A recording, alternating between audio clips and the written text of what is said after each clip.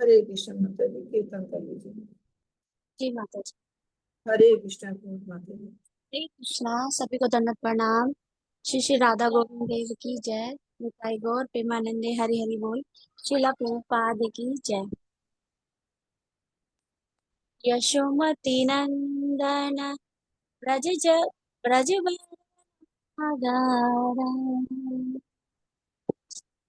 यशोमती नंदन ब्रज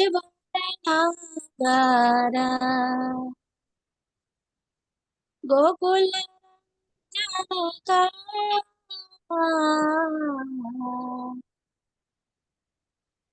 गोकुल जनक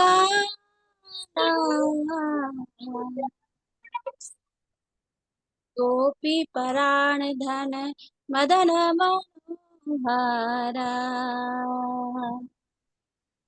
गोपी पराण धन मदन मनोहरा कालिया दमन कालिया दमन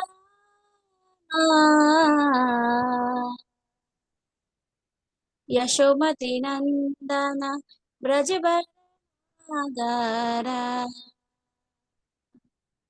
यशोमती नंदन ब्रज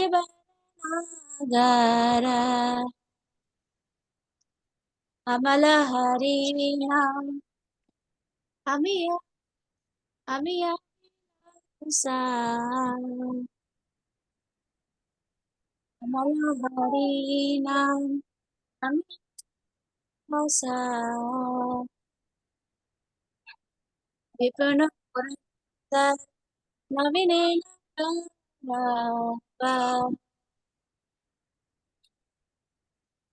विपुन पुरंदर नवीन बंशी बदन सुबह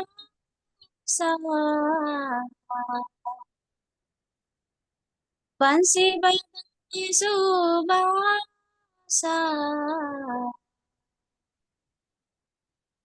यशोमती नंदन ब्रज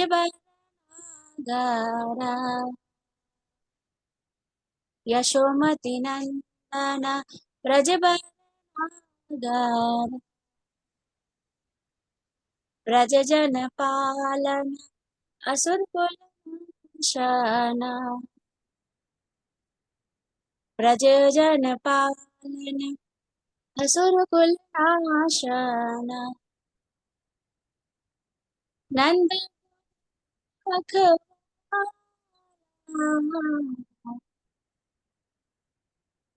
नंद मुख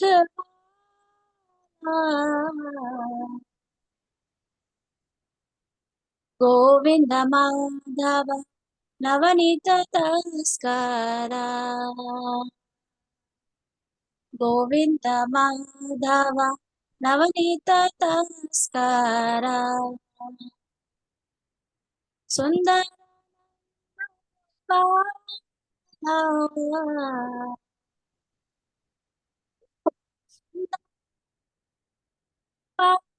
बाला यशोमती नंदन ब्रज यशोमती नंदन ब्रज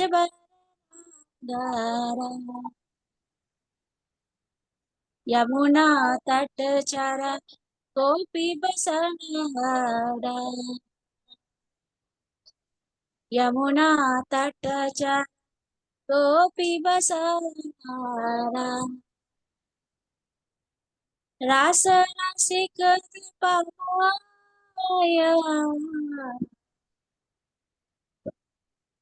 रास रसिक कृपा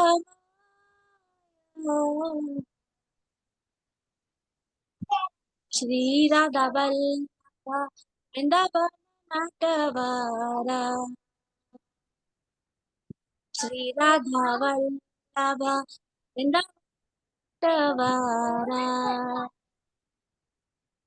भक्ति आश्रया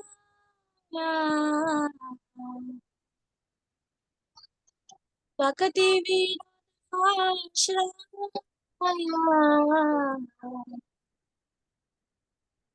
यशोमती नंदन रजबरागारा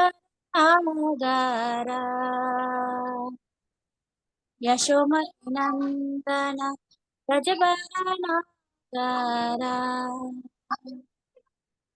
गोकुल रंजन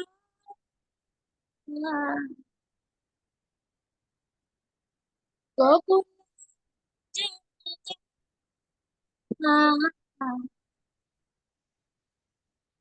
हरे कृष्णा कृष्णा कृष्णा हरे हरे हरे राम राम राम हरे हरे हरे कृष्णा कृष्ण कृष्ण हरे हरे हरे राम राम हरे हरे हरे कृष्ण कृष्ण कृष्ण हरे हरे हरे राम राम हरे हरे हरे कृष्णा माता जी। श्री श्री राधा गोविंद देव की जय। सभी भक्त वृंद की जय। निताई गौर प्रेमानंदे हरे हरे हरे हरे हरे कृष्ण। बहुत सुंदर। चलिए मंगलाचरण कर लेते हैं। ओम नमो भगवते वासुदेवाय। ओम नमो भगवते वासुदेवाय। ओम नमो भगवते वासुदेवाय। ओम ज्ञानतिमिरान्धस्य ज्ञानाञ्जन शलाकया चक्षुरुन्मिलितं येन तस्मै श्रीगुरुवे नमः। श्रीचैतन्यमनोभीष्टं स्थापितं येन भूतले स्वं रूपा कदा मह्यं ददाति स्वपदान्तिकम्। वन्देऽहं श्रीगुरुं श्रीयुतपदकमलं श्रीगुरोन् वैष्णवांश्च श्रीरूपं साग्रजातं च रघुनाथान्वितं तं सजीवम् सादतं सावधूतं परिजनसहितं कृष्ण चैतन्यदेवम् श्रीराधा कृष्ण पादान् च गणललिता विशाखान्वितांश्च। हे कृष्ण करुणा सिंधु दीन बंधु जगतपते गोपेश गोपिका कांता राधा कांत नमोस्तुते। तप्ते कांचन गौरांगी राधे वृंदावनेश्वरी वृषभानुसुते देवी प्रणमामि हरे। नमो विष्णुपदाय कृष्ण पृष्ठाय भूतले श्रीमते भक्ति वेदांत स्वामी नामिने। नमस्ते सरस्वती देवी गौरवाणी प्रचारिणे निर्विशेष शून्यवादी आशाति विश्वतारिणी। नमो विष्णुपदाय कृष्ण पृष्ठाय भूतले श्रीमते भक्ति सिद्धांत सरस्वती इति नामिने।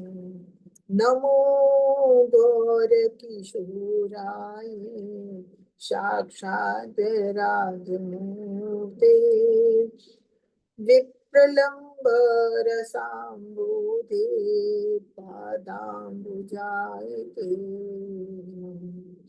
नमो भक्ति विनोदाय शक्ति सच्चिदानंद नामिने गौर शक्ति स्वरूपाय रूपानुगरायते। घोराविभ्राव भूमिस्तं निर्देष्टा सज्जन प्रिया वैष्णव सार्वभौमो श्री जगन्नाथाय नमो महावदन्याय कृष्ण प्रेम प्रदायते कृष्णाय कृष्ण चैतन्य नामे गौरे पंचतत्वात्मकं कृष्णं भक्तरूपस्वरूपकं भक्तावतारं भक्ताख्यं नमामि भक्तशक्तिं नम। जय श्री कृष्णा चैतन्य प्रभु नित्यानंदा श्री अद्वैत गदाधरा शिवासादि गौर। हरे कृष्णा कृष्ण कृष्णा हरे हरे, हरे राम राम राम हरे हरे। हरे कृष्णा कृष्ण कृष्ण हरे हरे, हरे राम राम राम हरे हरे। हरे कृष्णा। सभी को सादर प्रणाम। सभी का श्री कृष्ण माता 3 बजे की क्लास में स्वागत है। तो शेयरिंग करते हैं। हम ईशोपनिषद पढ़ रहे हैं। ईशोपनिषद के 5 श्लोक हम पढ़ चुके हैं और आज हमारा 6वां श्लोक है। कोई बता सकता है 5 श्लोकों में हमने क्या पढ़ा है? हरे कृष्णा। कोई बता सकता है 5 श्लोकों में हमने क्या पढ़ा अभी तक? हैंड रेज करें अगर कोई बता सकता है तो। चलिए कोई बात नहीं, कोई नहीं बताता तो हम यही कहते हैं नहीं आता समझ तो आप लोग हमसे पूछिए। आप लोग पूछते भी नहीं है। जब हम क्वेश्चन करते हैं तो आप रिप्लाई नहीं करते हैं। पहले सबसे पहले ईशोपनिषद में हमने भगवान के ईशोवासन नियम के बारे में जाना कि जो कुछ भी है संसार में, जड़ चेतन जो कुछ भी है वो भगवान के द्वारा निर्मित है, भगवान के द्वारा नियंत्रित है और जो कुछ भी भगवान का ही है। और भगवान ने जितने भी प्राणी बनाए हैं इस जगत में तो सबकी आवश्यकताओं की पूर्ति के लिए उन्होंने सब कुछ दिया है। तो मनुष्य को चाहिए कि मनुष्य के नियम में जो भी भगवान ने बनाया है, जो कुछ भी दिया है तो उसी का प्रयोग करें और दूसरे के हिस्से पे हाथ नहीं मारना चाहिए।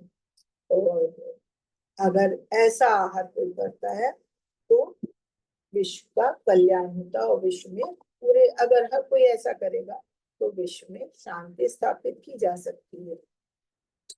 दूसरे श्लोक में हमने जाना कि जो लोग भी भगवान के ऐसे ईशोवासन नियम को मानते हैं और उस पे चलते हैं तो वो उन्हें किसी चीज से फिर लोभ नहीं होता है। और क्योंकि वो अपनी आवश्यकता अनुसार वस्तु का ही प्रयोग करते हैं, किसी दूसरे के हिस्से की तरफ उनका लोभ नहीं जाता है तो वो लंबी आयु की आकांक्षा कर सकते हैं। लेकिन लंबी आयु भी ऐसी हो जिसमें भगवान का ध्यान किया जाए, वरना जो बड़े बड़े वृक्ष होते हैं कहते हैं सैकड़ों साल पुराने, तो ऐसे वृक्षों की तरह लंबी आयु पाना भी निरर्थक है।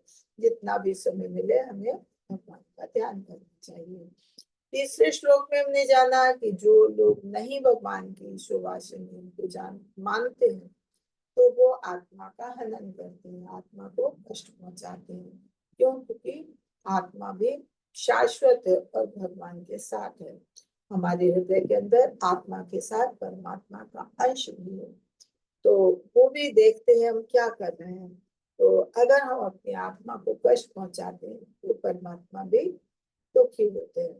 तो इसलिए आत्मा का हनन करने वाला आत्महा कहलाता है, वो गलत करता है। फिर चौथे 5वें श्लोक में हमने भगवान की शक्तियों के बारे में जाना कि चौथे में भगवान को जाना कि भगवान का वेग बहुत अधिक है कि हम सबसे ज्यादा वेग वायु का या मन का जानते हैं, लेकिन भगवान का वेग वायु और मन से भी बढ़ते हैं। तो भगवान का वेग बहुत अधिक है और भगवान की शक्तियों को हमें चिंतन करना चाहिए, समझना चाहिए। तो और फिर 5वें श्लोक में भगवान की अन्य शक्तियों, अचिंत्य शक्तियों के बारे में जाना कि भगवान के पास अनगिनत असंख्य शक्तियां हैं जिसके द्वारा इस भौतिक जगत का सारे कार्यकलाप चल रहे हैं। भगवान की पहले तो तीन मेन शक्तियां जानी। तीन शक्तियां कौन सी है मेन? ये तो आसान है, ये कोई बताएगा? हरे कृष्णा। तीन मेन शक्तियां क्या है भगवान की, कोई बता सकता है? हरे कृष्णा। प्लीज हैंड रेज कीजिए जिनको भी आता है। हाँ, राधा माता जी बोलिए। तीन होती है, तैतृष्टा शक्ति, हम्म, पराशक्ति, अपराशक्ति। हाँ, तो हमने यहाँ परा अपरा न जान के हमने उसको अंतरंगा और बहिरंगा, यानी कि अंतरंगा शक्ति क्या है? आध्यात्मिक है, बहिरंगा भौतिक शक्ति है। तो ये औरों को भी समझना चाहिए, और नहीं आता है तो उन्हें पूछना चाहिए। आप लोग क्वेश्चन किया करें जो चीज समझ में नहीं आती है। तो ऐसे भगवान की अचिंत्य शक्तियां हैं, तीन मुख्य शक्तियां हैं। इसके अलावा भी भगवान की अचिंत्य शक्तियां हैं जिसके द्वारा भगवान इतने दूर हमसे दूर बैठे हैं और फिर भी हम भगवान का स्मरण करते हैं तो भगवान अपने भक्तों के लिए तुरंत प्रकट हो जाते हैं। तो ये है भगवान का नियम, भगवान की शक्तियां। अब हम भगवान की और अब छठे श्लोक में हम जानेंगे भगवान के कि जो लोग भगवान को भगवान के को मतलब ऐसे दृष्टि से देखते हैं कि जो कुछ भी है भगवान के द्वारा निर्मित है, तो ऐसे लोग हर वस्तु में भगवान को देखते हैं, हर जीव में भगवान को देखते हैं। तो फिर ऐसे लोगों को किसी चीज से भी घृणा नहीं होती कि जब हमें मालूम है हर वस्तु में, हर चीज में, हर जीव में भगवान है, तो किसी से भी घृणा नहीं होती। तो ये आज हम तीसरा अब छठा श्लोक के जरिए जानेंगे। वस्तु यस्तु सर्वाणि भूतानि आत्मनि एव अनुपश्यति सर्वभूतेषु च आत्मानं ततो न विजुगुप्ते गुप्स्ते। यानी जो प्रत्येक वस्तु को परमेश्वर के संदर्भ में देखता है, जो समस्त जीवों को उनके अंश रूप में देखता है, तथा जो परमेश्वर को प्रत्येक वस्तु के भीतर देखता है, वो कभी किसी भी वस्तु या जीव से घृणा नहीं करता। तो इसमें यही बताया कि जो भगवान को भगवान के संदर्भ में हर चीज को देखता है, कि जैसे हमने पहला ही श्लोक पढ़ा था, उसमें हमने जाना कि जो कुछ भी है भगवान के द्वारा हर चीज, चाहे जड़ है चाहे चेतन है, भगवान द्वारा निर्मित है और भगवान द्वारा नियंत्रित है। तो अगर कोई व्यक्ति हर चीज को भगवान के संदर्भ में ही देखता है कि भगवान के द्वारा बनाई हुई चीजें हैं, ये जीव हैं तो जीव भी भगवान के द्वारा बनाए हैं, हर जीवों में भगवान अंश रूप में विराजते हैं, हर चीज में भगवान है। तो हर चीज को, हर वस्तु को, हर जीव को, जिसको भी वो देखता है तो उसमें उसको परमेश्वर दिखते हैं, भगवान दिखते हैं। तो जब हर चीज में भगवान दिखते हैं तो वो कभी किसी चीज से या किसी जीव से घृणा नहीं कर सकता। तो हमें मालूम है हर चीज में भगवान है, तो फिर हम किसी से घृणा नहीं कर सकते। महाभागवत, महाभागवत क्या है? महाभागवत कहते हैं भगवान के अनन्य भक्तों को। जैसे भागवत, भागवतम एक पुस्तक भी है, और भागवत जो है भगवान के भक्तों को भी कहा जाता है। तो यहाँ महाभागवत किसको कहा गया है? भक्तों के लिए कहा गया। ये महाभागवत का वर्णन है कि महान व्यक्ति जो कृष्ण के संबंध में सब कुछ देखता है, कृष्ण हर जगह मौजूद है और वे हर चीज के पीछे हैं, वो किसी से घृणा नहीं करता और ना ही वो चिंता या भ्रम में है, क्योंकि उसे मालूम है जब वो हर चीज में, हर चीज के बारे में, हर चीज को भगवान के संबंध में देखता है, तो जानता है कि भगवान ने सबके लिए सब कुछ निर्मित किया, बनाया हुआ है, और हर चीज भगवान की बनाई है, हर चीज में भगवान मौजूद है। तो फिर एक तो किसी चीज से घृणा नहीं होगी कि जब हम जानेंगे हर चीज में भगवान है तो हम घृणा कर ही नहीं सकते। और दूसरा, कोई चिंता नहीं होगी। क्यों? क्योंकि भगवान ने हर जीव के लिए, हमें मालूम है भगवान ने हर जीव के लिए सब कुछ बनाया, तो भगवान ने अगर हमको भी शरीर धारण कराया तो भगवान भी हमारी जरूरतों को पूरा करेंगे। तो हमको किसी चीज की चिंता नहीं है, हमें किसी चीज का भ्रम नहीं होना चाहिए। हम अगर भगवान पे शरणागत हैं तो फिर हमें किसी चीज की चिंता नहीं होनी चाहिए, हमें कोई भ्रम नहीं होना चाहिए। तो कहते हैं महाभागवत अर्थात महापुरुष। महाभागवत किसको कहा गया? भगवान के भक्तों को या महान पुरुषों को। उनका विवरण यही है कि जो हर वस्तु को पूर्ण पुरुषोत्तम भगवान के संदर्भ में देखता है, तो परमेश्वर की उपस्थित के अनुभूति की तीन अवस्थाएं हैं। भगवान को भी तीन रूप में भगवान की उपस्थित की भी अनुभूति हम तीन तरह से करते हैं। ये जो भागवत है, भागवत कौन है? भगवान के भक्त हैं, तो इनको हम तीन रूप में जानते हैं। तो ये क्या है? हमने पहले भी पढ़ा है तो उपदेशामृत में भी, अब हम फिर एक बार पढ़ रहे हैं कि एक कनिष्ठ, एक मध्यम और एक उत्तम। कि भगवान के जो भक्त होते हैं तो भगवान के बनाए जीव है वो तीन उसमें, मनुष्य जो है वो तीन उसमें है। तो पहला है कनिष्ठ अधिकारी। कनिष्ठ अधिकारी की अनुभूति हम निम्नतम अवस्था में करते हैं। एक नाम, केवल मंदिर में भगवान की उपस्थित, कोई सम्मान नहीं, बाहरी से जुड़ा हुआ, केवल विषय देखता है, नरम और लचीला, विश्वास, शास्त्र के निष्कर्षों से परिचित नहीं है, और पहली दीक्षा। तो क्या है ये कनिष्ठ अधिकारी?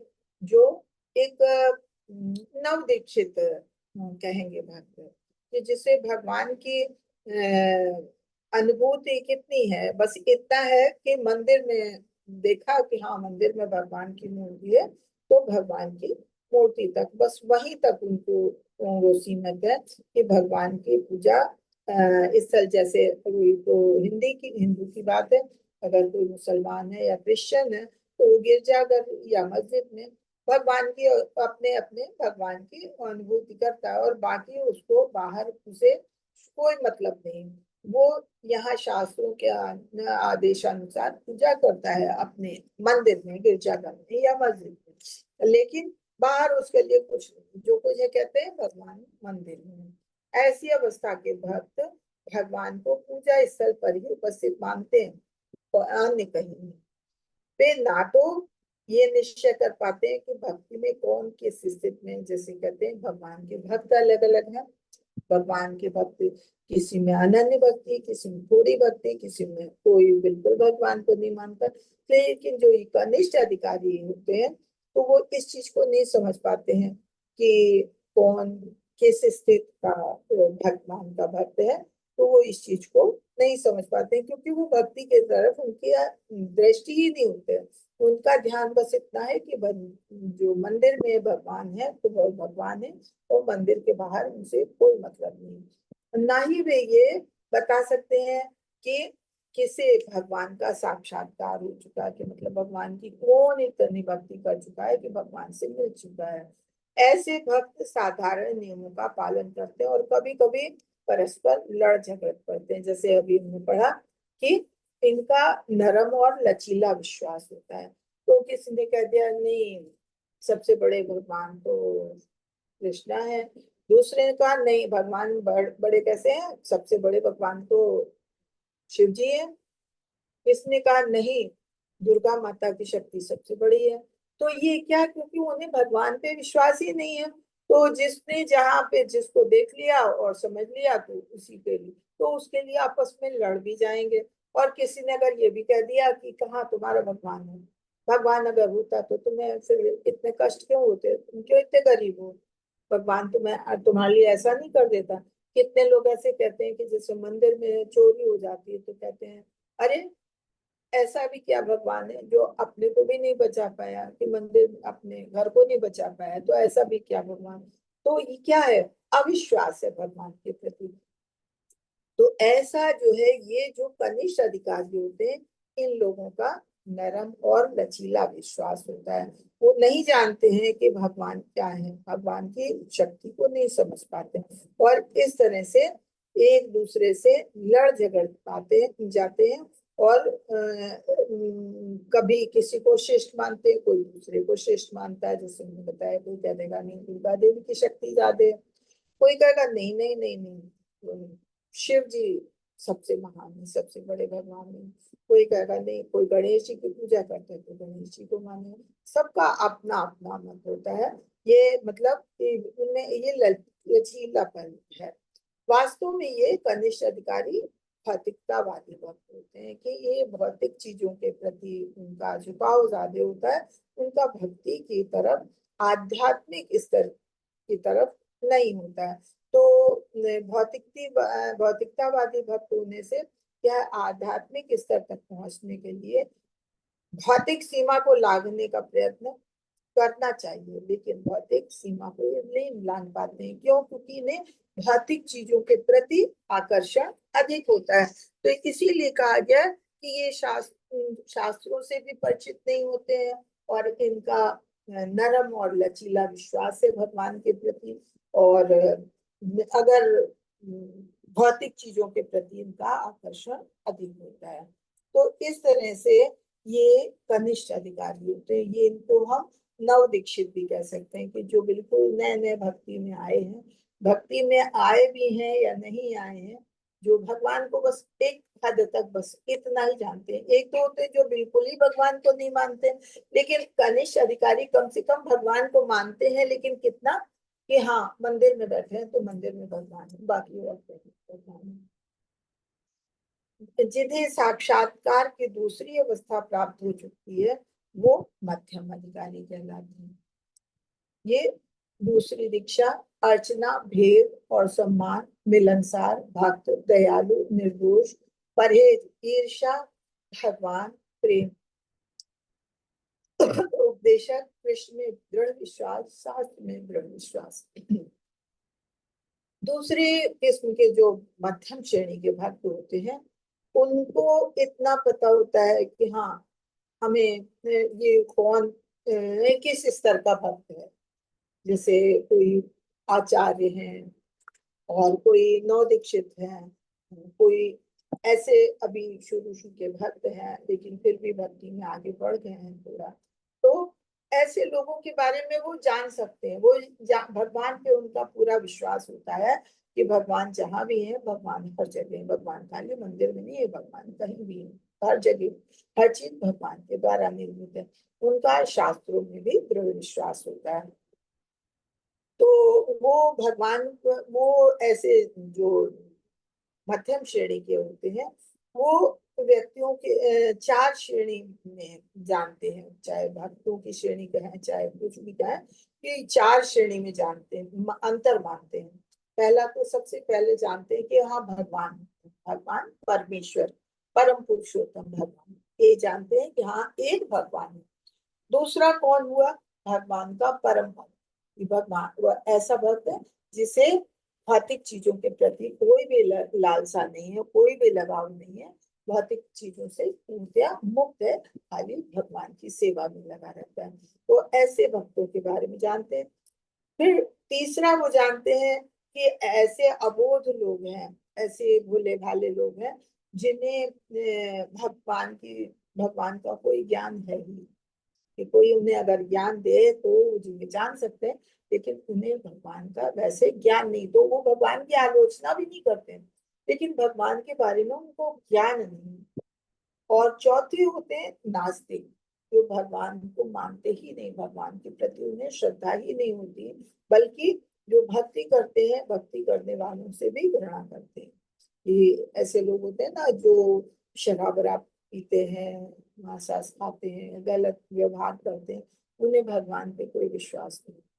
वो कहते हैं कि जो कुछ करते हैं हम करते हैं, और हमारे किए, अगर हम एक रोटी भी खाते हैं तो हम अपनी मेहनत से, अपनी कमाई से खाते हैं। भगवान पे उन्हें कोई विश्वास नहीं होता। तो इस तरह से चार श्रेणी में वो जो मध्यम श्रेणी के भक्त हैं, वो चार श्रेणी में व्यक्तियों को जानते हैं। पहला भगवान, दूसरा भगवान का भक्त, परम भक्त, और तीसरा वो जो अबूझ है, जिसे भगवान के बारे में पता ही नहीं है। अगर उन्हें बताया जाए तो भगवान को मानते हैं, लेकिन वैसे भगवान का कोई ज्ञान। और चौथा नास्तिक, जो भगवान को मानना ही नहीं चाहते हैं, कि अगर कोई उन्हें बताए भी तो वो उसका विरोध करते हैं, वो भगवान से ईर्ष्या करते हैं, वो जो कुछ समझते हैं अपने को ही समझते हैं। तो इस तरह से मध्यम श्रेणी इन चार श्रेणी के मनुष्यों के प्रति प्रति पृथक पृथक बर्ताव करते हैं, कि जो जैसा है भगवान है तो भगवान के प्रति भगवान की भक्ति है, जो उत्तम श्रेणी का भक्त है तो भक्ति की वो सम्मान करते हैं, और जो लोग भगवान के प्रति श्रद्धा भगवान के प्रति श्रद्धा रखते हैं लेकिन भगवान का उन्हें ज्ञान नहीं है, उनके प्रति दयालु होते हैं, तो उनको भक्ति का ज्ञान देना चाहिए। और चौथे नास्तिक, ऐसे लोगों से वो दूरी बना के रखना चाहते हैं। ऐसे तो कहते हैं कि इस तरह के मध्यम श्रेणी के लोग भक्त हैं। और फिर मध्यम श्रेणी के वो भी ऊपर उत्तम श्रेणी के होते हैं।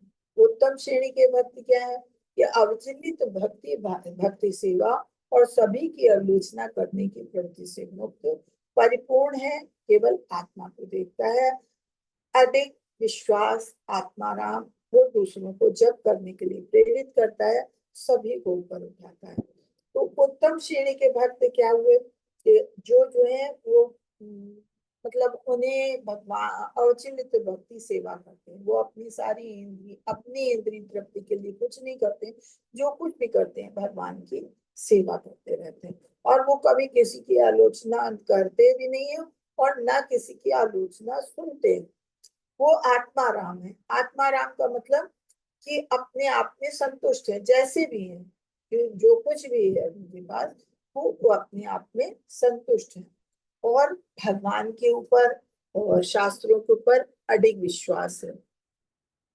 वो अपने को अपनी पहचान शरीर के रूप में नहीं बल्कि आत्मा के रूप में अपनी पहचान जानते हैं। तो उन्हें शारीरिक जितने मतलब जो आवश्यकता है शरीर के लिए जरूरी, उस उन्हीं का वो प्रयोग करते हैं। बाकी उन्हें भौतिक चीजों का सुख का कोई एहसास नहीं। वो भगवान भौतिक सुख नहीं देखते हैं, वो खाली अपने शरीर को बस जिंदा रखना, उसके लिए जो कुछ भी करना। बाकी उन्हें वो अपने को आत्मा रूप में जानते हैं, वो अपनी पहचान शरीर से नहीं बनाते हैं। तो ऐसे भक्त नास्तिक और आस्तिक में भेदभाव नहीं रखता है। जैसे मध्यम श्रेणी के बताया कि वो नास्तिक, आस्तिक या भगवत भक्त और परमेश्वर चार रूप में देखता है, लेकिन जो उत्तम अधिकारी होते हैं वो हर चीज में, हर वस्तु में भगवान को देखते हैं, और ऐसे भक्त जो है वो नास्तिक और आस्तिक में कोई भेदभाव नहीं करते हैं। अभी तो जानते हैं कि वो हर चीज में, हर एक में भगवान का अंश है, तो हर एक को भगवान के रूप में देखते हैं कि भगवान का अंश हर एक में है, तो सब भगवान के रूप में। वो जानता है कि एक विद्वान ब्राह्मण तथा एक बलि का कुत्ता कोई भी है, वो बराबर है, उसमें कोई अंतर नहीं है। क्यों? क्योंकि गली का कुत्ता है, उसमें भी भगवान का अंश है। एक ब्राह्मण है, विद्वान है, उसमें भी भगवान का अंश है। यद्यपि वे अपने विगत जन्मों के कारण भिन्न भिन्न कर्मों के कारण भिन्न भिन्न देह धारण करते हैं, क्योंकि आत्मा तो सबकी एक है, लेकिन जैसा जिसने कर्म किया है पिछले जन्म में, जैसी इच्छाएं की है, वैसा भगवान शरीर से देते हैं। तो इसलिए वो लोग, चाहे कोई कुत्ता है, कोई बिल्ली है, कोई चींटा है, कोई कीड़ा है, या कोई मनुष्य है, कोई भगवान का भक्त है या कोई भगवान का अभक्त है, वो किसी से भी घृणा नहीं करते, वो सबको एक रूप में देखते, बल्कि वो जानते हैं कि ये सब दोनों जो हम फर्क बता रहे हैं, ये अंतर क्यों है? ये अंतर उनके पिछले जन्म के कर्म के कारण है। पिछले जन्म में जो भी उन्होंने कर्म किए हैं अलग अलग, उसके हिसाब से उन्हें देह धारण किया गया, कराई गई है।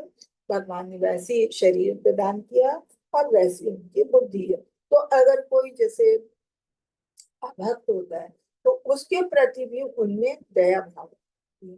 वो खुद तो भगवान की भक्ति करते ही करते हैं, और दूसरों को भी भगवान की भक्ति करने के लिए, जप करने के लिए प्रेरित करते हैं, और सबको भगवान की भक्ति में लाना चाहते हैं। जबकि ऐसे लोग जब अभक्तों के बीच में जाते हैं और उनको प्रेरित करते हैं तो उन्हें बहुत अपमान भी सहना पड़ता है। लेकिन उन्हें मान अपमान का कोई अंतर नहीं पड़ता, वो मान अपमान को कुछ भी नहीं मानते। वो हर किसी को भगवान की भक्ति में आगे बढ़ाना चाहते हैं। क्यों? क्योंकि वो जानते हैं कि हर एक में भगवान का अंश है, और ये सिर्फ अपने पूर्व कर्मों के कारण ही इसकी ऐसी स्थिति है। तो वो उनकी स्थिति को संभालना चाहते हैं कि अगर मनुष्य जीवन मिला है तो मनुष्य जीवन अपनी प्रवृत्ति को सुधारने के लिए, अपनी चेतना को शुद्ध करने के लिए, तो भक्त हमेशा उनकी चेतना को सुधारना चाहता है। और बल्कि जो उत्तम श्रेणी के भक्त हैं, तो वो तो कीड़े मकोड़े कुत्ते बिल्ली तक की स्थिति को संभालना चाहते हैं। कि जैसे अगर ये प्रभुपाद जी के बारे में हम पढ़ते हैं कि प्रभुपाद जी एक बार सवेरे मॉर्निंग वॉक के लिए निकले अपने भक्तों के साथ। तो जैसे ये पेड़ के चारों तरफ चबूतरा बना होता है, तो वहां वो बैठ गए। वहां उन्होंने देखा कि एक कोई कीड़ा जो है वो तड़प रहा था। तो उन्होंने अपने भक्तों को बुलाया और सबसे कहा, हरि नाम का जाप करो, देखो इसका अंत समय करीब है, ताकि इसको मुक्ति मिले। तो भगवान के जो भक्त होते हैं, उत्तम श्रेणी के भक्त होते हैं, वो एक व्यक्ति में, एक मनुष्य में, एक कीड़े में, एक कुत्ते में, एक बिल्ली में, किसी में भी अंतर नहीं जानते। वो हरेक का भला चाहते हैं, कि हरेक को ऊपर उठाना चाहते हैं, हरेक को जग के लिए प्रेरित करते हैं, सबका कल्याण चाहते हैं। तो ऐसे होते हैं उत्तम अधिकारी। वो हर एक का कल्याण चाहते हैं, हर एक का कल्याण करने का पूर्ण प्रयास करते हैं। ऐसा विद्वान भक्त भौतिक शरीरों द्वारा भ्रांत नहीं होता, अभी तो उन जीवों के आंतरिक आध्यात्मिक स्फुलिंग के प्रति आकृष्ट होता है।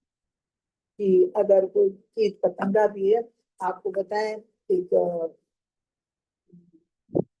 वृंदावन के एक बहुत परम भक्त थे। वो इतने बुजुर्ग थे, इतने बुजुर्ग थे कि उनकी आंखों की पलकें एकदम लटक गई थी। तो वो इतनी लटक गई थी कि उन्हें आंख से दिखता नहीं था। तो जब उनके भक्त उनके तो कुछ देखना होता था, कुछ पढ़ना होता था, तो उनकी पलकें ऊपर करते थे अपने हाथ से, तब फिर उनको कुछ दिखता था। तो वो इतने अनन्य भक्ति में थे, उन्हें किसी दीन दुनिया से मतलब नहीं रहता था। तो उनके आश्रम के पास, उनकी कुटिया के पास एक कुत्ते ने बच्चे दिए। तो छोटे छोटे कुत्ते के बच्चे थे। तो जब उनको उनके भक्त भोजन दें, तो वो चार बच्चे कुत्ते के उनकी थाली में आके भोजन करने लगते थे। और वो जो भक्त थे, तो उनको कभी भी इस चीज से ऐतराज नहीं होता था। वो उनके साथ भोजन करते थे। उन्हें नहीं देखते थे कि कुत्ते हैं या क्या है। लेकिन क्या हुआ कि उनके भक्तों को लगा कि ये तो बहुत खराब बात है कि उन्हें दिखता नहीं है, और कुत्ते के बच्चे उनका भोजन जूठा करते हैं। तो उन्होंने एक दिन उन कुत्ते के पिल्लों को एक डोरी से करके एक पेड़ में बांध दिया। और फिर जो भक्त थे बाबा जी, उनको भोजन में दिया थाली में। तो जब वो भोजन करने बैठे, तो उन्होंने कहा कि अरे, आज हमारे वो चार भक्त तो आए नहीं, मैं कैसे भोजन करूं, मैं उनके बिना कैसे भोजन करूं। तो उन्होंने कहा, बाबा जी वो भक्त नहीं थे, वो चार कुत्ते के बच्चे हैं, कुत्ते के पिल्ले हैं। उन्होंने कहा, नहीं, वो बहुत ऊंची आत्मा है, उन्हें वृंदावन में जन्म मिला है। तो इसका मतलब वो पूर्वजन्म के वो अनन्य भक्तों में से हैं। और ऐसे भी हर हर जीव के अंदर भगवान का वास है। इसलिए जब तक वो नहीं आएंगे, तब तक मैं भोजन नहीं करूंगा। तो उन्होंने फिर उन कुत्तों को छोड़ा, और वो उन कुत्तों के पिल्ले के साथ उन्होंने भगवान के भक्त जो थे बाबा जी, उन्होंने भोजन किया। तो भगवान के जो उत्तम श्रेणी के भक्त होते हैं, उन्हें मान अपमान, ऊंचा नीचा, किसी का कोई परहेज नहीं होता। वो किसी में फर्क नहीं देखते। क्यों? क्योंकि वो हर चीज में, हर जीव में भगवान को देखते हैं। और ऐसे लोग जो हैं, भगवान किसी को उनके शरीर से नहीं, बल्कि उनकी आध्यात्मिक ईश्वरी के प्रति आकृष्ट होते हैं। तो ऐसे हमने तीन भक्तों के बारे में जाना। तो जो लोग एक रूपता या मित्रता के भाव का अतिक्रमण करके उत्तम अधिकारी का अनुकरण तो करते हैं। कुछ लोग होते हैं कि मतलब जो जैसे लिखा है, जो उत्तम अधिकारी की नकल कर रहे हैं उनसे बचना ही सबसे अच्छी बात है। यदि आप उन्हें प्रचार करते हैं तो वे सोच सकते हैं कि आप उनसे ईर्ष्या करते हैं। यदि आप उनकी उपेक्षा करते हैं तो एक कृपा का तरीका, तो उन्हें एहसास होता है कि वे इतने उन्नत नहीं हैं। तो यहाँ पे ये बता रहे हैं कि कुछ लोग होते हैं ना कि उत्तम अधिकारी, उत्तम भक्त, जो भगवान के अनन्य भक्त हैं, उनकी नकल करते हैं और उनका जैसा अपना रूप बना लेते हैं, लेकिन उनमें भक्ति नहीं होती है। जैसे यहाँ पे एक साधु की दिखाया है, साधु के वेश में है, जटाएं भी बनाए हैं, सब कुछ है, अपने ऊपर विभूति होती हुई है, भक्त का रूप लिया हुआ, लेकिन क्या वो सिगरेट पी रहा है, कि अपने इंद्रियों को के वश में नहीं है। वो लोग, ऐसे लोग होते हैं, वो भक्तों की नकल करते हैं लेकिन स्वयं भक्त नहीं होते। तो ऐसे लोगों से दूर रहना चाहिए। ये देहात्म बुद्धि या स्तर है उनका, कि दिखने में, वो देखने में अपने को भगवान का भक्त बनाते हैं, लेकिन मन से उनमें बुद्धि नहीं होती। तो वो वास्तव में झूठे लोग होते हैं, भ्रांत लोगों में भ्रम फैलाने वाले होते हैं। तो विश्व बंधुत्व की धारणा उत्तम अधिकारी से सीखनी चाहिए, ना कि ऐसे मूर्ख और कपटी लोगों से जो आत्मा या भगवान के, परमात्मा के विस्तार को भी ठीक से नहीं जानता, जो सर्वत्र निवास करते हैं। तो हमें हमेशा भगवान के जो उत्तम अधिकारी हैं, उत्तम भक्त हैं, उनका साथ करना चाहिए और उन्हीं का अनुगमन करना चाहिए, अनुकरण करना चाहिए, ना कि ऐसे झूठे जो मिथ्यावादी होते हैं। ये मिथ्यावादी लोग होते हैं, मिथ्या आडंबर करने वाले होते हैं, जो अपने को बनाते हैं, दिखाते हैं कि हम भगवान के भक्त हैं, लेकिन वो वास्तव में भक्त नहीं होते, वो लोगों को ठगते हैं, ठग विद्या वाले होते हैं। तो ऐसे लोगों से दूर हो रहना चाहिए। अब छठे मंत्र में स्पष्ट रूप से उल्लिखित है कि मनुष्य को चाहिए कि वो ठीक तरह से देखे। ठीक तरह से देखने का मतलब, अभी हमने मंत्र में एक शब्द पढ़ा है, अनुपश्यति। देखिए, पढ़ा है अनुपश्यति, या यस्तु सर्वाणि भूतानि आत्मानि एव अनुपश्यति। मतलब नियमित अनुपश्यति का मतलब है नियमित ढंग से देखता है। तो मतलब इसमें तो ये बताया है कि जो समस्त जीवों में परमेश्वर के संबंध में सबको देखता है, तो उसके लिए बताया। तो यहाँ पे अनुपश्यत के बारे में ही बताया है कि एक शब्द आया अनुपश्यत। अनुपश्यति का मतलब है देखना ठीक से, अनु माने अनुकरण करना और निरीक्षण करना, और पश्यति मतलब देखना। तो हर चीज को ठीक से देखना चाहिए, ये चीज बताइए। अनुसरण करना, पश्यति निरीक्षण करना, शास्त्र का कान से देखना, सुनकर देखना, दृष्टि विकसित करना, जिनके पास है उनका अनुसरण करना, अवधारणाओं को स्वीकार करना और उनकी समझ को स्वीकार करना। किसी को चीजों को उस तरह से नहीं देखना चाहिए जैसे वो नग्न आंखों से करता है, बल्कि उच्च दृष्टि के दृष्टाओं के पिछले आचार्यों के तत्व दर्शन का अनुसरण करना चाहिए। कोई ठीक से नहीं देख सकता जब तक उसने किसी श्रेष्ठ स्रोत के द्वारा नहीं सुना हो, स्वयं भगवान द्वारा बोले गए वचन, वैदिक ज्ञान। ये शब्द ब्रह्म है, रहस्य उद्घाटन, आचार्यों का चयन और शास्त्र समान। कहने का मतलब ये है कि किसी चीज को भी बहुत अच्छे से समझना चाहिए, देखना चाहिए। हमारे हमने जैसे उपदेशामृत में भी पढ़ा, और इसमें ईशोपनिषद के हमने भूमिका में शुरू में पहला जो बताया, उससे पहले बताया था कि हमारी इंद्रियां अपूर्ण हैं। हम अपनी जो चीज हम देखते हैं, तो कोई जरूरी नहीं कि वो सही हो। बहुत चीजें होती है दिखने में कुछ है लेकिन वो सही नहीं है। जैसे अभी हमने एक साधु का वेश देखा कि वो साधु वेश बना है, लेकिन वो वास्तव में साधु नहीं है। क्यों? आप देख रहे हैं वो सिगरेट पी रहा है। ऐसे लोग शाम को बैठ के नशा करते हैं, साधु बन के पैसा कमाते हैं, लोगों को ठगते हैं और शाम को नशा करते हैं। तो इसलिए जो चीज हमें सामने अपनी आंखों से दिख रहा है, कोई जरूरी नहीं कि वो सही हो। तो इसलिए कहा गया अनुपश्यति, हर चीज को सही ढंग से देखें, चाहे सुन के, चाहे पढ़ के, चाहे प्रामाणिक शिक्षक के द्वारा। तो वैसे तो हर चीज को हमें शास्त्रों के द्वारा और प्रामाणिक गुरु के द्वारा देखना चाहिए। जो उत्तम श्रेणी के भक्त हैं उनके द्वारा, उन्हीं में प्रामाणिक शिक्षक होते हैं, प्रामाणिक गुरु चुने जाते हैं और वो जैसा बताते हैं तो हमें उनका अनुकरण करना चाहिए और उन्हीं की बातों को मानना चाहिए। ये जो पूर्ववर्ती आचार्य लोग हैं उनके अनुसार उन्होंने हर चीज को बहुत अच्छे से देखा है, समझा है, शास्त्रों को समझा है, इसलिए हमें उनकी आंखों से देखना चाहिए। हमारी आंखें जो है वो शुद्ध नहीं है, हमारी आंखें सही नहीं, हम जो देखते हैं वो सही, हर चीज सही नहीं होती। इसलिए हमें हमेशा पूर्ववर्ती आचार्यों का अनुसरण करना चाहिए। भौतिक दोषों के कारण आंखें किसी वस्तु को ठीक से नहीं देख पाती।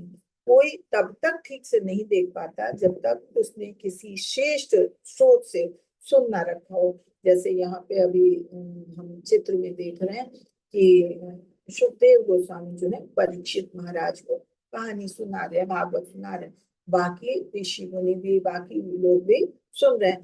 तो जो लोग भी भगवान के प्रामाणिक अधिकारी हैं उनके द्वारा सुनना चाहिए और तब हम उसको सच माने, तब हम उसको देखते और सच माने। तो और प्रामाणिक अधिकारी कौन होते हैं? जो हमारे गुरु शिष्य परंपरा में होते हैं। गुरु शिष्य परंपरा क्या है? जैसे आप लोगों ने भी पढ़ा है, भगवत गीता पढ़ा है, तो भगवत गीता में गुरु शिष्य परंपरा की लिस्ट दी हुई है कि जो बात भगवान ने सीधे ब्रह्मा जी से कहा, सबसे पहले ब्रह्मा जी को ने वेदों का ज्ञान दिया था और ब्रह्मा जी ने फिर नारद जी को दिया, नारद जी ने व्यासदेव जी को दिया, फिर व्यासदेव जी ने और अपने सुखदेव गोस्वामी को, अपने बेटे सुखदेव गोस्वामी को दिया। इसके अलावा उन्होंने और भक्तों को भी दिया, तो फिर उन भक्तों ने और भक्तों को दिया। तो ऐसे और तो कुल मिला के जो भक्त इस श्रेणी में आते हैं, गुरु शिष्य परंपरा श्रेणी में आते हैं, तो वो वही चीज बताते हैं जो भगवान की द्वारा कही गई है। क्यों? क्योंकि उन्हें ऊपर से वही चीजें पता चली है, वही चीजें बताते हैं। तो हमको इसलिए जो कुछ भी पढ़ना है, सुनना है, तो हमें गुरु शिष्य परंपरा में जो आते हैं उनके द्वारा सुनना और पढ़ना चाहिए। जैसे हमारे श्री प्रभुपाद जी हैं, ये 32वें नंबर पे आते हैं। तो हम जो भी किताबें पढ़ते हैं तो उनके द्वारा लिखित, उनके द्वारा बताई हुई चीजों को पढ़ते हैं और मानते हैं। क्यों? क्योंकि वो गुरु शिष्य परंपरा में आते हैं, तो वो वही चीज बताएंगे जो भगवान ने ब्रह्मा जी को बताई, ब्रह्मा जी ने नारद को बताई, नारद जी ने दास जी को, ऐसे गुरु शिष्य परंपरा के द्वारा आ रही है। तो इसलिए हमें सुनना उन्हीं से चाहिए जो गुरु शिष्य परंपरा में आते हैं, पूर्ववर्ती आचार्य। हमें ऐसे किसी कथावाचक से कि जो लोग आजकल अपने परिवार को चलाने के लिए, धन कमाने के लिए जगह जगह कथा वाचते हैं और 7 दिन की भागवतम करते हैं, तो ऐसे लोगों से नहीं सुनना चाहिए। क्योंकि उनका मेन उद्देश्य लोगों को भक्त बनाना नहीं होता है, उनका मेन उद्देश्य होता है अपने परिवार के भरण पोषण के लिए धन कमाना। और धन कमाने के लिए जैसे एक फिल्म बनाई जाती है, कोई फिल्म बनाई जाती है, तो उसमें ऐसी अलंकारिक चीजें, ऐसे ऐसे गाने, ऐसी चीजें दिखाते हैं कि जिससे लोग आकर्षित हो। तो ऐसी जो लोग अपना बिजनेस करने के लिए, पैसा कमाने के लिए कथा सुनाते हैं, तो वो लोग फिर उसी तरह से उस चीज को सुनाते हैं, उसमें अलंकारिक शब्द जोड़ के, भजन गाने ऐसे ऐसे अपने मन के बनाए हुए जोड़ जोड़ के, कि उसमें कहानी कुछ है लेकिन वो सुनाते कुछ और है, उसको अलग अलग ढंग से, कि ताकि सुनने वाला आकर्षित हो। और जितना लोग आकर्षित होंगे उतना वहां पैसा चढ़ाएंगे, तो उनकी धन की उनकी पूर्ति होगी। तो इसलिए ऐसे व्यापारिक लोगों से, ऐसे कथावाचक लोगों से हमें भगवान के बारे में न सुनना चाहिए और न समझना चाहिए। हमें हमेशा प्रामाणिक पूर्ववर्ती आचार्यों के द्वारा सुनना चाहिए और उन्हीं का अनुसरण करना चाहिए और उसी पे विश्वास करना चाहिए। तो कहते हैं कि कोई जब तक ठीक से नहीं देख सकता तब तक उसने किसी श्रेष्ठ स्रोत से न सुन रखा हो। और सर्वोच्च स्रोत क्या है? वैदिक ज्ञान है। और वैदिक ज्ञान क्या है? भगवान के द्वारा दिया ज्ञान है। जब ब्रह्मा जी उत्पन्न हुए थे तो उन्हें कुछ नहीं समझ में आ रहा था कि मैं क्या करना है, तो भगवान ने ब्रह्मा जी के हृदय में प्रकट होकर उन्हें ज्ञान दिया था। और ब्रह्मा जी ने नारद जी को दिया, नारद जी ने व्यास जी को दिया, व्यास जी ने अपने और अन्य शिष्यों को दिया। तो ऐसे ये ज्ञान आगे बढ़ता चला गया। पहले वेद के संदेश को अभिलिखित करने की आवश्यकता नहीं थी। क्यों? पहले लोग जो है हर चीज को सुन के, जैसे ब्रह्मा जी को उन्होंने हृदय में प्रकट होके दिया तो ब्रह्मा जी को सारे ये वेद याद हो गए। और उसके बाद उन्होंने जैसे नारद जी को बताया तो उस समय लिखने की नहीं वो थी, उस समय की स्मृति अच्छी थी, तो लोग खाली सुनते थे और याद कर लेते थे। लेकिन आजकल ये कलयुग के टाइम में भौतिक कलमश के कारण हमारी बुद्धि जो है, बुद्धि इतनी क्षीण हो गई, हमारी स्मरण शक्ति इतनी क्षीण हो गई है कि हम हर चीज को याद नहीं कर पाते हैं। और याद नहीं कर पाते हैं तो हमें लिखित रूप में चाहिए होती है। तो इसलिए अब जो है जो चीजें भी पुराने लोगों ने, हमारे पूर्ववर्ती आचार्यों ने बताई है, वो हमारे प्रामाणिक गुरुओं के द्वारा जो लिखी गई है, उन उपदेशों का हमें अनुसरण करना चाहिए। इस समय शास्त्रों की अनेक टीकाएं उपलब्ध हैं, किंतु उनमें से अधिकांश शील व्यासदेव से प्रारंभ होने वाली गुरु शिष्य परंपरा में से, मतलब बहुत लोगों ने लिखी है, बहुत लोगों ने भागवत पे टिप्पणी की है। भगवत गीता आप जाइए मार्केट में तरह तरह के मिल जाएंगे। तो क्या है, उन्होंने एक ही श्लोक को अपने ढंग से तोड़ मरोड़ के जो लोगों को अच्छी लगे उस तरह से करके बताइए। लेकिन हमको क्या पढ़ना है? ये कह रहे हैं कि अधिकांश चीज जो है वो व्यास देव जी के द्वारा प्रारंभित हुई है और व्यास देव जी के शिष्य परंपरा के द्वारा आगे बढ़ी है। तो हमें ऐसे संकलन को पढ़ना चाहिए, ऐसा ज्ञान लेना चाहिए। शील व्यास देव की अंतिम परम पूर्ण तथा भव्य कृति श्रीमद् भागवत है। व्यास देव जी ने वेदों को भी पहले आसान करने के लिए कि वेदों को पढ़ना, वेदों को हर कोई नहीं समझ सकता। क्यों? क्योंकि वो संस्कृत में होती थी। तो उन्होंने आसान करके चार वर्णों के हिसाब से वेद को, पहले एक ही वेद होता था, वेद को 4 भागों में बांटा कि हर वर्ण के लोग जो है, जिनके पास कम बुद्धि है, जिनके पास अधिक बुद्धि है, ब्राह्मण है, तो हर बुद्धि के लोग उसका ज्ञान अर्जित कर सकें। तो व्यास देव जी ने पहले, और तो इसके अलावा भी बहुत सारे संकलन किए, बहुत सारी कृतियां लिखी, लेकिन वो प्रसन्न नहीं थे। तो ये हम भागवतम में पढ़ते हैं, वो प्रसन्न नहीं थे। तो अपनी मतलब इतनी कृतियां लिखी फिर भी संतुष्ट नहीं थे। तब फिर नारद जी प्रकट हुए। नारद जी हर जगह ऐसी जगह प्रकट हो जाया करते थे, तो नारद जी प्रकट हुए। उन्होंने उनकी असंतुष्टि का कारण बताया। उन्होंने कहा आपने सबके लिए, जन कल्याण के लिए तो आपने सब कुछ किया है, और भगवान के बारे में ही वेदों में लिखा है, सब भगवान के बारे में ही लिखा है, लेकिन आपने गुरु की महिमा का, गुरु की लीलाओं का साक्षात वर्णन नहीं किया, इसलिए आप असंतुष्ट हैं। तो कहने का मतलब ये, कोई भी कार्य अगर हम करते हैं, अगर भगवान उसमें नहीं जोड़ते हैं तो हम प्रसन्न नहीं रह सकते हैं।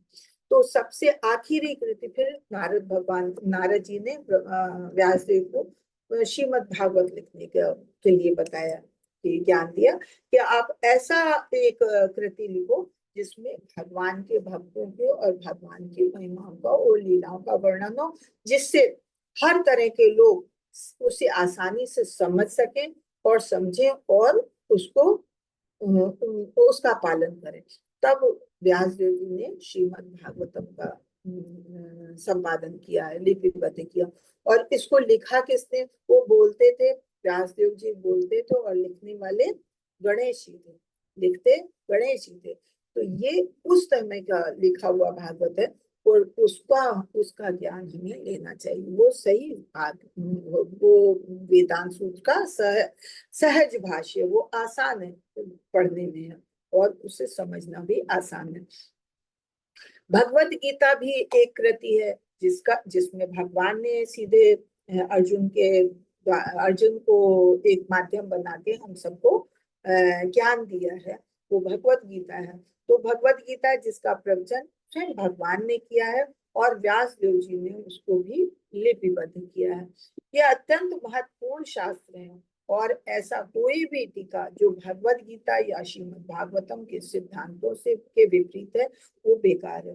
मतलब जहाँ जो चीज भगवत गीता ये श्रीमद् भागवतम में लिखी है, अगर कोई भी ऐसी ऐसी साहित्य है जो इसका विरोध करते तो इसका मतलब वो अवैध है, वो पढ़ने लायक नहीं है, वो हमें ज्ञान नहीं दे सकता, वो हमें भगवान के आध्यात्मिक उन्नत में बाधक होगा। तो उपनिषदों, वेदांत सूत्र, वेदों, भगवत गीता और श्रीमद् भागवत के मध्य पूर्ण साम्य है और किसी को भी वेदों के संबंध में तब तक किसी भी निर्णय तक नहीं पहुंचने का प्रयास नहीं करना चाहिए जब तक उसे व्यास देव जी की गुरु परंपरा के सदस्यों द्वारा आदेश न प्राप्त। कि वेदों को अब जैसे कहा बहुत लोगों ने टीकाएं की हैं वेदों पे, तो बताए गए हैं ब्रह्मा जी ने नारद जी को बताया, लेकिन उसको सबने अपने अपने ढंग से उस पे टीकाएं की। तो कह रहे हैं कि तब तक हमें उसको समझने का, वहां तक पहुंचने का प्रयास नहीं करना चाहिए जब तक हम ये ना देख लें कि व्यास देव जी की गुरु शिष्य परंपरा के सदस्यों के द्वारा वो आदेशित है। जब कोई भगवान व्यास देव जी के गुरु शिष्य परंपरा में जैसे हमारे प्रभुपाद जी आते हैं, प्रभुपाद जी द्वारा आदेशित है, उनके द्वारा लिखित है, तो हमें उसी को पढ़ना चाहिए जो भगवान तथा उनकी विभिन्न शक्तियों पर विश्वास करते हैं। जैसे ईशोपनिषद में बताया जाता है, ईशोपनिषद में हमें यही बताया जाता है कि हमको भगवान की विभिन्न शक्तियों पे विश्वास करना चाहिए। लेकिन विभिन्न शक्तियों पे विश्वास कैसे करेंगे? जो हमें सही ज्ञान दे पाएगा। तो सही ज्ञान हमें कहाँ से मिलेगा? गुरु शिष्य परंपरा के द्वारा। गुरु शिष्य परंपरा क्या? व्यास देव जी गुरु हैं, उनके शिष्यों की परंपरा में जो आते हैं तो उनके द्वारा जो लिखित है उनको ही हमें समझना होगा।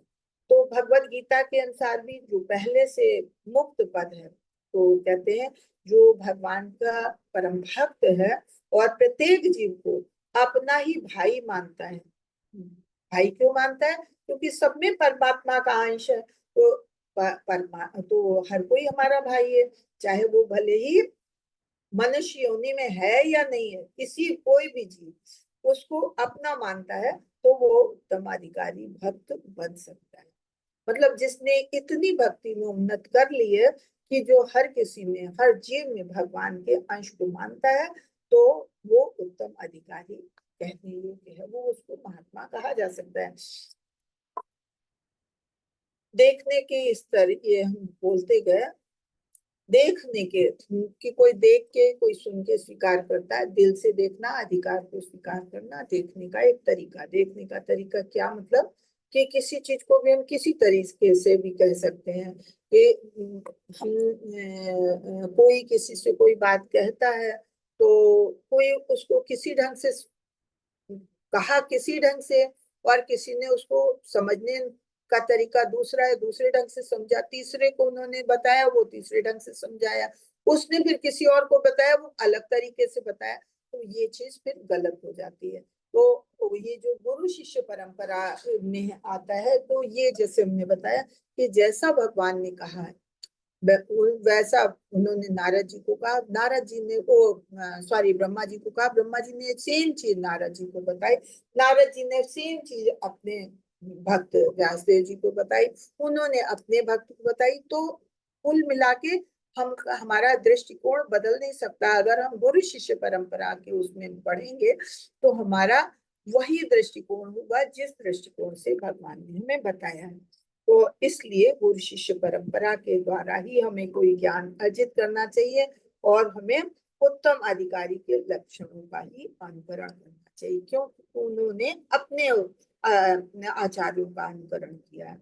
वो भले ही किसी दूसरे के बाहरी शरीर की सेवा, यश या भौतिक लाभ के लिए करे, लेकिन वो आत्मा की सेवा नहीं करता। कैसे? मतलब जो नकलची लोग होते हैं, जो दूसरे की देखा देखी करते हैं और उनके मन में भक्ति नहीं होती, उनके मन में भक्ति नहीं होती, खाली दिखावा करते हैं, तो ऐसे लोग नकलची और भ्रमित करने वाले होते हैं, भ्रष्टाचारी होते हैं। तो ऐसे लोगों से दूर रहना चाहिए। तो उत्तम अधिकारी कौन हुए? जो हमारे गुरु शिष्य परंपरा के द्वारा, प्रामाणिक गुरु के द्वारा सिखाए हुए भक्त हैं, जो हर किसी में भगवान के अंश को देखते हैं और हर एक में भाईचारा देखते हैं, तो वो उत्तम अधिकारी हैं।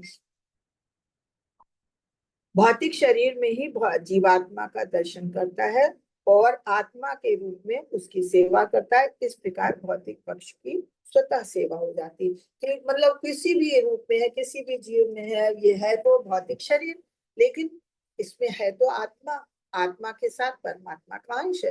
तो अगर हर कोई इस चीज को देख रहा है, इस शरीर के अंदर आत्मा के साथ परमात्मा का अंश है, और तो वो उसको उस दृष्टि से देखता है। तो अगर तो इस हिसाब से वो हर एक को भाईचारे के रूप में देखता है कि सब में भगवान का अंश है। भगवान का अंश है तो इसका मतलब हमें इससे घृणा नहीं करनी चाहिए। अगर कोई भगवान का भक्त है और भगवान का ही अंश हम कहीं देख रहे हैं, तो उससे हमें कैसे घृणा हो सकती है? तो उत्तम अधिकारी ऐसा ही होता है, वो किसी से घृणा नहीं करता है, वो हर एक में भगवान के अंश को देखता है। ये हमने आज छठे श्लोक में यही जाना। तो हरे कृष्णा। तो आज ये श्लोक यही पूरा हुआ। वाक्षा कल्तरुदर्श कृपा सिंधु पतितानां पावनेभ्यो वैष्णवेभ्यो नमो अनंत कोटि वैष्णव भक्त वृंद की जय। नामाचार्य श्री हरदास ठाकुर की जय। जगत गुरु श्री हरे कृष्ण कृष्ण कृष्ण हरे हरे, हरे राम हरे कृष्णा। तो अगर किसी का कोई प्रश्न हो तो प्लीज आप लोग प्रश्न करें। हरे कृष्णा। आज हमने भगवान के भक्त के बारे में जाना कि भगवान के जो अनन्य भक्त होते हैं वो हर जीव में भगवान के अंश को देखते हैं, और अगर भगवान के अंश को देखते हैं तो किसी से घृणा नहीं करते हैं। माता जी हाँ माता अटेंडेंस जी, नहीं आई है।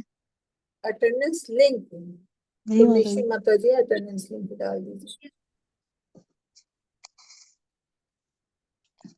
तो आप अटेंडेंस लिंक के लिए परेशान हो रही, मैंने पूछा कोई प्रश्न किसी का हो तो आप लोग प्रश्न करें।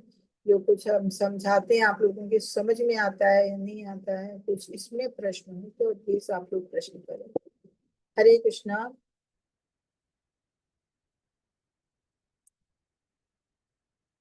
हरे कृष्णा। नीलम माता जी, अशोक प्रभु जी, आरती माता जी, सुमन माता जी। हरे कृष्णा। हरे कृष्णा माता जी। हरे कृष्णा। क्या मैं बताती हूँ, जो बोलती हूँ बोलती जाती हूँ, आप लोगों को समझ में नहीं आता है क्या? माता जी नोट करते हैं। नोट करते हैं तो फिर आप लोगों को समझ में अगर आता है तो कहीं ऐसा भी होता होगा कि कोई चीज ना समझ में आए, उसमें प्रश्न जिज्ञासा होनी चाहिए जानने की। और या फिर जब आप नोट करते हैं आप लोगों को समझ में आता है, तो जब हम दूसरे दिन प्रश्न करते हैं, छोटे छोटे प्रश्न करते हैं, तो वो भी आप लोग कोई हैंड रेज नहीं करते हैं, बताते नहीं है, तो अच्छा नहीं लगता है। प्लीज आप लोग थोड़ा सा हर चीज को ध्यान से सुने और पढ़ें। हरे कृष्णा।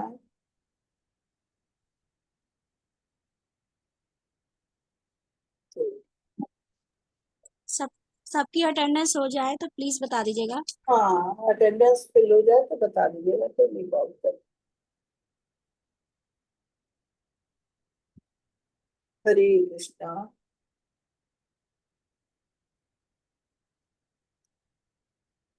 क्लास में जब सब चुप बैठे रहते हैं ना तो अच्छा नहीं लगता है। आप लोगों को कुछ तो बोलना चाहिए,